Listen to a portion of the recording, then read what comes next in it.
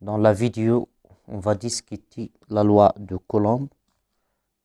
C'est une loi d'interaction entre charges électriques. Alors la charge électrique notée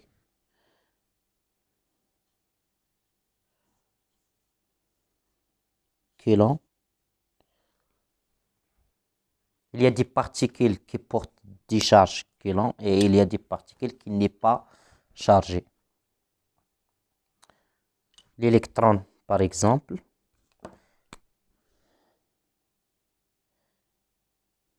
L'électron, c'est une particule qui porte une charge Coulomb égale à moins E. Le proton,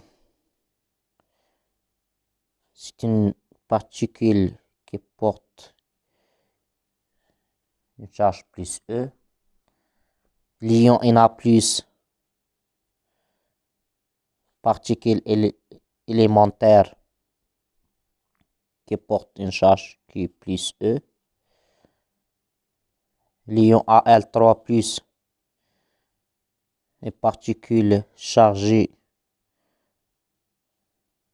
plus 3E. L'ion Cl-, particule chargée qui est égale à moins E. L'ion O2-, particule chargée qui est égale à moins 2E. E, c'est quoi? Donc E, c'est 1,610 - 19 Coulomb, c'est la charge élémentaire. Alors, Coulomb, il trouve qu'il y a des interactions électriques entre ces charges. Vous voyez, il y a des charges inférieures à 0 et il y a des charges supérieures à 0. C'est-à-dire qu'il peut être supérieur à 0 et il y a des charges qui est inférieure à 0. Alors, Coulomb, il trouve que si on a deux charges, qui 1, qui 2, de même signe, c'est-à-dire supérieur à 0 ou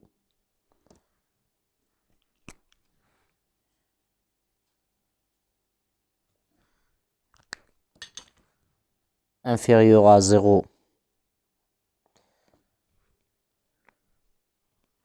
Alors, il se repousse. On va tracer la droite séparant ces deux charges.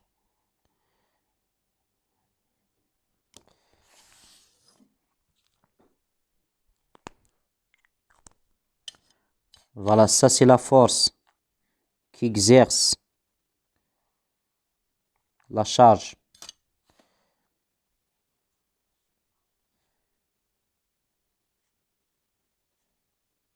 Q1 sur Q2.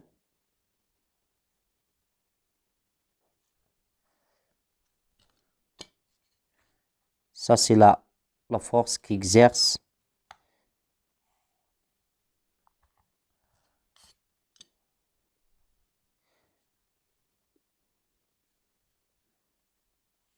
Q2 sur la charge Q1.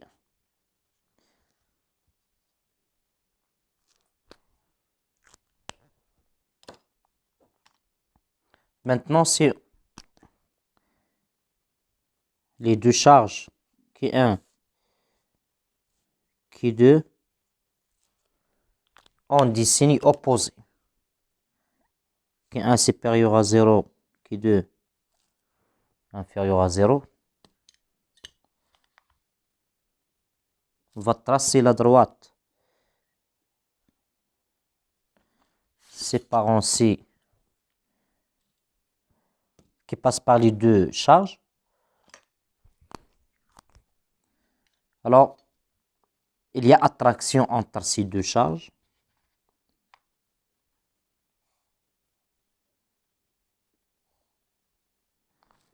Donc ça, c'est la force qui exerce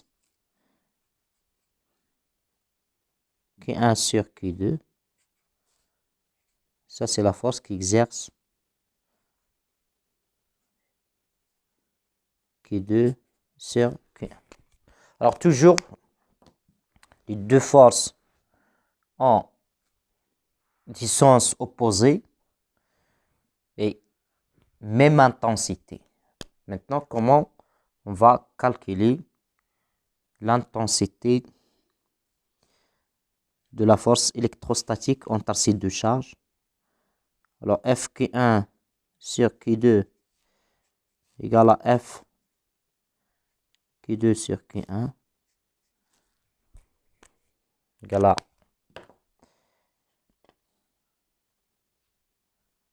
une constante K multipliée par la valeur absolue de Q1, Q2 sur la distance d carré séparant ces deux charges.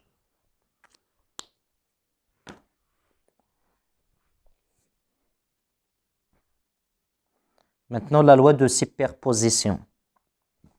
Supposons on a une charge Q ici, une charge Q1 et une autre charge Q2.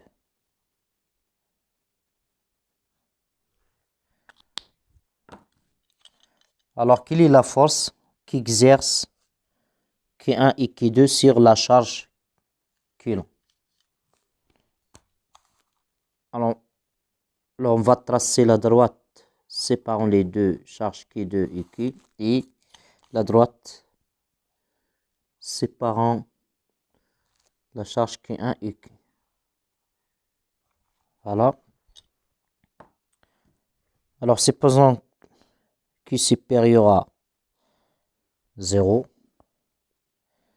Q2 inférieur à 0, Q1 supérieur à 0. Alors, la force qui s'exerce sur la charge Q, c'est la force qui exerce la charge Q1 sur Q, notée F1, plus la force qui exerce la charge Q2 sur Q. Alors, entre la charge Q et Q2, il y a une attraction, parce que Q2 inférieur à 0, Q supérieur à 0, c'est-à-dire Q2 attire la charge Q. Ça, c'est la force F2. Q1 supérieur à 0, Q supérieur à 0, c'est-à-dire Q1 repousse la charge Q, c'est-à-dire il y a une répulsion entre les deux charges. Ça, c'est la force F1 qui s'exerce la charge Q1 sur Q1.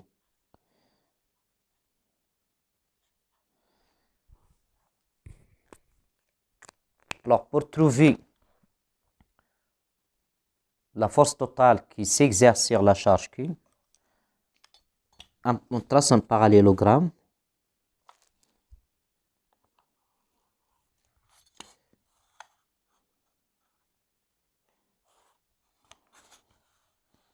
Voilà la force totale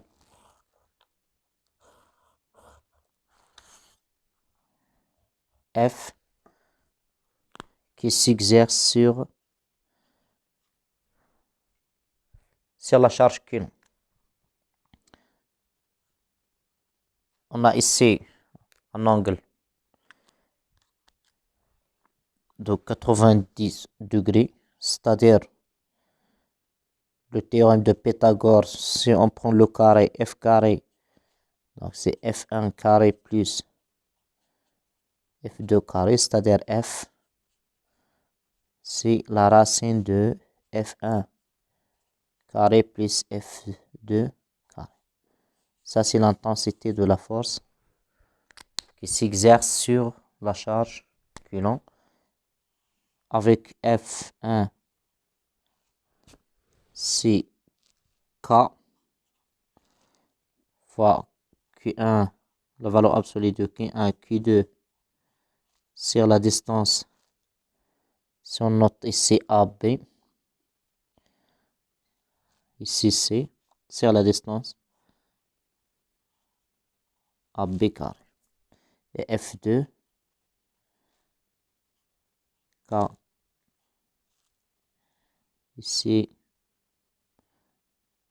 la charge Q.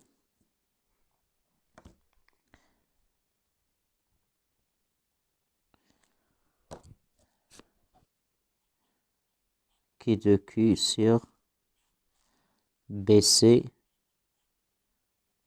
carré. La constante K égale à 9 fois 10 à la puissance 9 Newton mètre carré coulomb moins 2.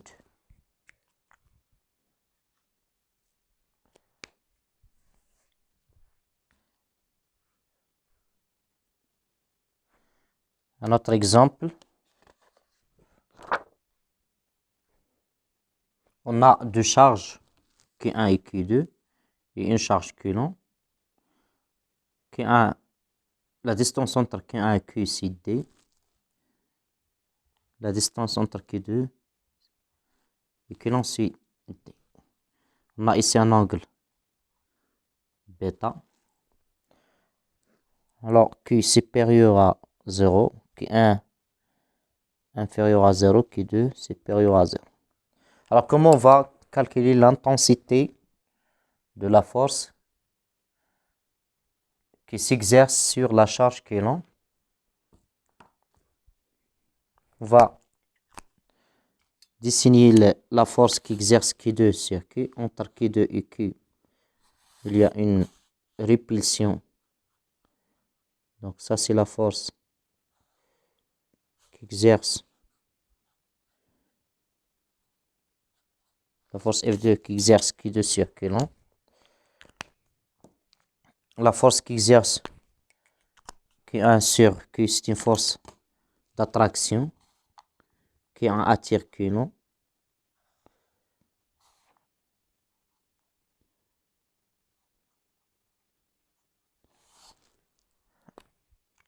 Le parallélogramme permet de trouver, de dessiner la force F.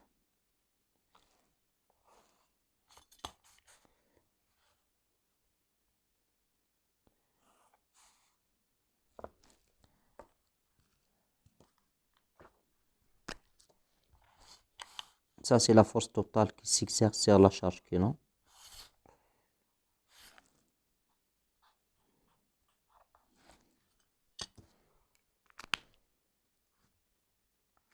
Alors, on a F